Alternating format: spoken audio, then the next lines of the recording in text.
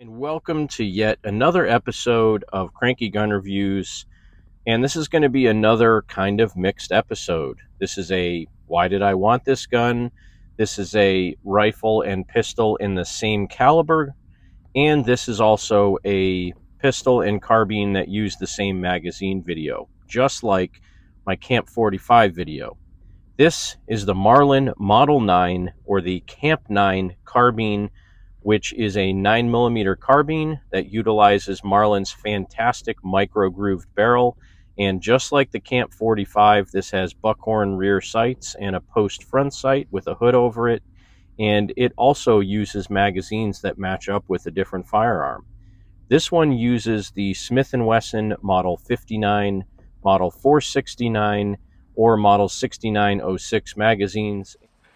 So that snippet was from a video I did a few months ago, and if you go back to that video and rewatch it, towards the end, one of the reasons that I said I wanted a Marlin Camp 9 was because it was a firearm that Paul Harrell had used in a few of his videos, and while he expressed it was a rather old-school carbine and used old-school handgun magazines to use it, you're out in the field and you're carrying a carbine and a handgun that use the same magazines. It really reduces the amount of ammo and magazines you need to carry for both of your firearms. Recently, many viewers have contacted me asking to see a review of the Ruger PC Carbine in caliber 9x19. So here we are. I want to see how the Ruger performs alongside other PCCs in caliber 9x19. So we're going to shoot it next to the Beretta CX4 Storm rifle and an old school PCC, the Marlin Model 9. Now, PCCs in caliber 9x19 are intended to not only use the same ammunition as your handgun, but in some cases the same magazines. And a lot of times they're designed to pair up with a particular handgun or series of handguns. With the Marlin, it's the Smith and Wesson Model 59 series. Now, some people will argue that a 9mm carbine has only a little bit more range and accuracy than you can get out of a handgun. But like Paul said in his video, for the average shooter, being able to get out to 50 and 75 and 100 yards with a 9mm is a lot easier when you're using a rifle because the sights are further apart, so you get a much better sight picture, and you're also able to put that stock into your shoulder to stabilize it when you're shooting.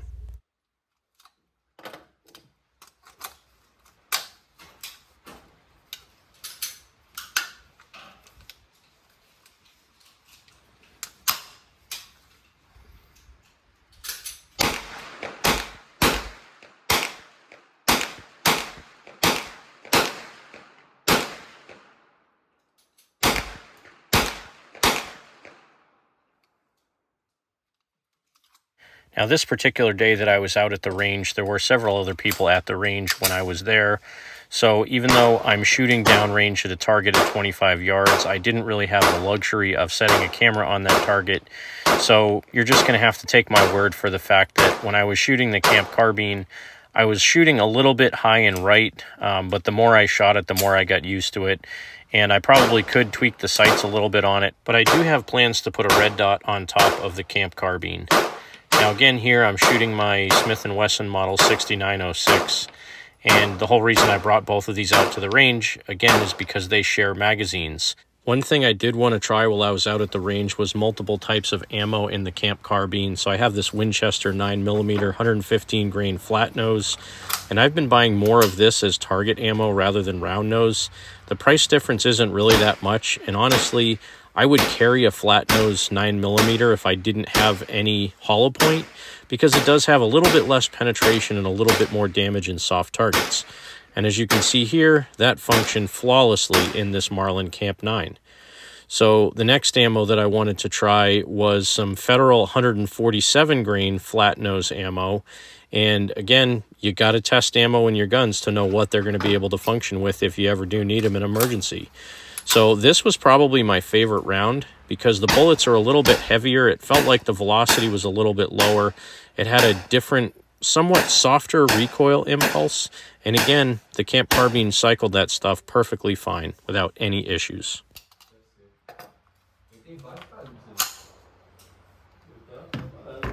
Out of all the ammo that I shot out of this gun, I only had one round, and it was one of the 147 grain flat nose that the previous round, when it ejected, didn't seem to have enough power to recock the hammer. This is a blowback operation gun, so it's possible that I had one kind of weak load, and with that 147 grain ammo, it does have a little bit less recoil. So I did have that one issue. I tried other ammo with this. I had a whole bunch of Federal Champion, and I had a mix of a whole bunch of different stuff in another box. I also took some Armscore 9mm hollow point, which is a really shallow cavity bullet. It almost looks like it has like an Allen head screw or something like that in the tip of the bullet. And you'll see in a couple of minutes I shoot those as well.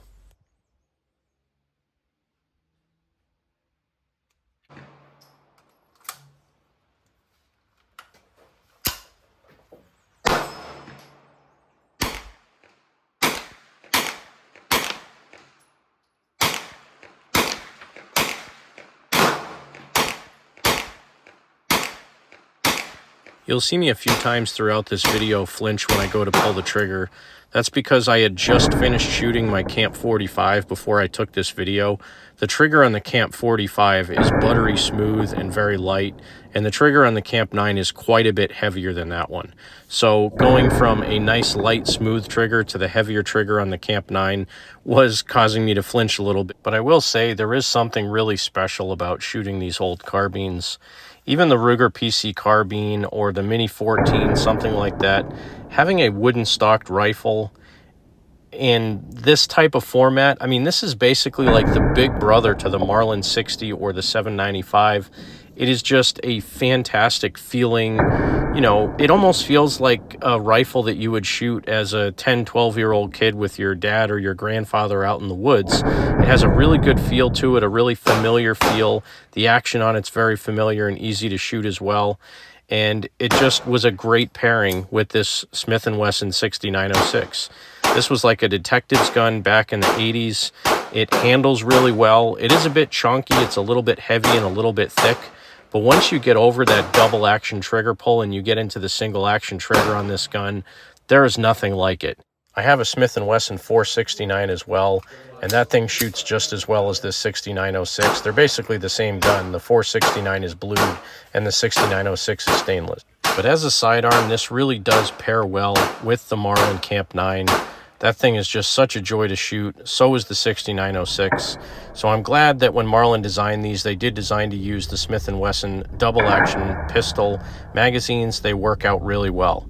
And once again, always remember Paul Harrell. He taught me so many things.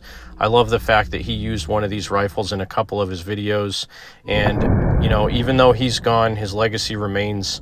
Gives me a lot of pleasure to go back and rewatch his videos. And even though I didn't buy this gun from him or somebody on the crew, makes me feel a little bit closer to him knowing that I have a similar iconic gun to what he used in his videos. The Marlin has what I would call a mediocre trigger pull. The iron sights on the Marlin still outperform the Ruger. And not only that, the Marlin isn't even my rifle, it's somebody else's. It's not zeroed from me. Now the safety on this Marlin is something similar to what you'd see on an M1 Garand or an M14 or a Mini 14, where you actually have to put your finger in the trigger guard to push the safety forward to disengage it. These days, that's a type of safety that a lot of people don't like. But let's see how it works.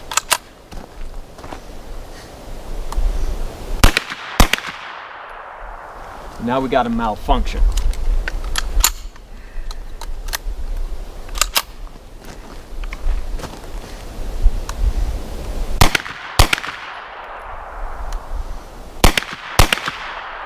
Now, another drill I did on this particular day when I was out at the range was something else that Paul Harrell taught me.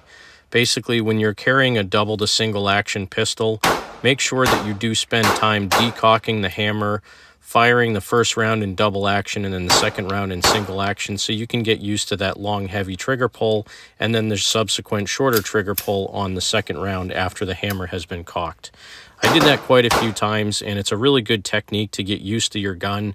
The Beretta 92FS is one that I do it with a lot. Also, again, my 469 and this 6906. Any double to single action pistol is something that you want to try this with frequently. So that's going to round out this video. Thanks again for joining me on another edition of Cranky Gun Reviews, and this range edition with the Marlin Camp 9 and the Smith and Wesson 6906.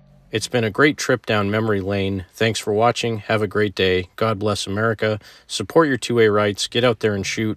And remember, when someone asks you to give up some of your freedom for the greater good, remind them that freedom is always the greater good.